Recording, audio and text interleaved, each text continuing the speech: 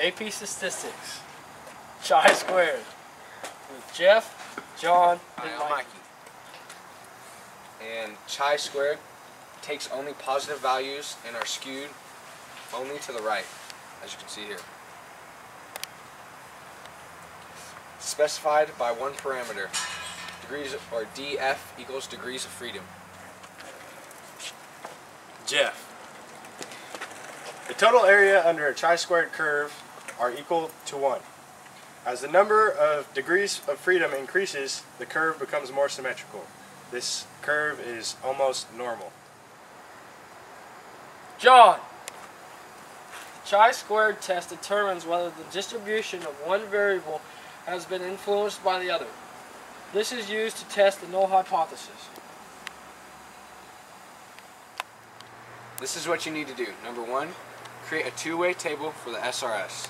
Number 2, calculate an expected null hypothesis count. Number 3, use the chi-squared test of association. Alright, when doing this, you need to note that the degrees of freedom is r minus 1 times c minus 1. R equals the rows and c equals the columns. So, since there's 3 rows and 3 columns, you have 3 minus 1 times 3 minus 1, which equals 4. Your degrees of freedom equal 4. In this problem, we will determine if socioeconomic status leads to smoking habits. This is example 13.9.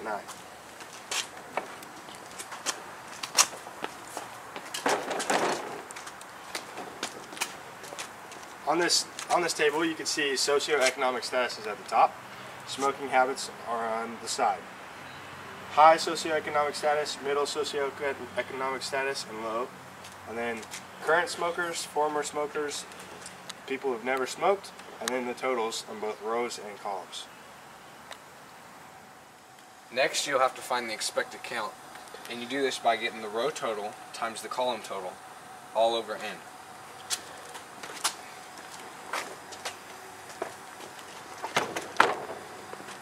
Okay, these are the expected counts of the last table that we just had. There's the socioeconomic status and the smoke habits. It's the same graph, except we found the expected counts for every single number that was on the graph.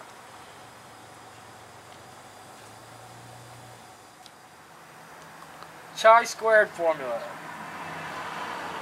Chi, which is x squared, equals the sum, sigma, of the observed minus the expected squared over the expected.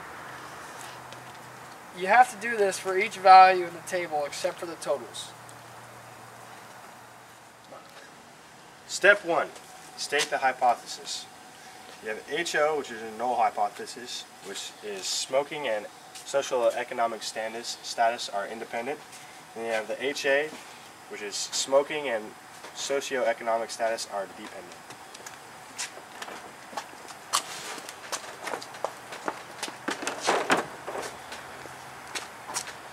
Step 2. You have to do a chi-squared test. So we have chi-squared, and you have the sigma, which means the sum of the observed minus the expected squared all over the expected. So from the previous tables, we had 51 minus 68.75 squared all over 68.75, and then plus all the other numbers that were in the graph that you need to do, and we added in the last one just to show that you have to add up every single number. 22 minus 25.86 squared all over 25.86. So this one equals 4.583 plus the other numbers that you have to do, and then plus 0.576. And total, the chi-squared equals 18.51. Step 3. Refer to table E. We can find the p-value by using our degrees of freedom, which is 4, and our chi squared, which is 18.51. This is table E. You go to your degrees of freedom 4,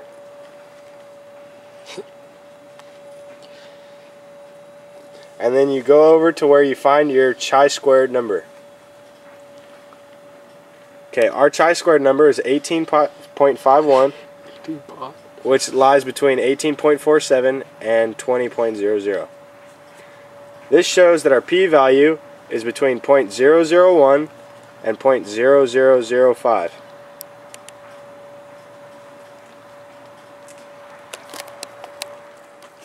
concluding that the p-value is less than 0.001, we can reject the null hypothesis and assume that there is an association between smoking and the socioeconomic status. However, This Association does not show that SES directly causes smoking behaviors. The end.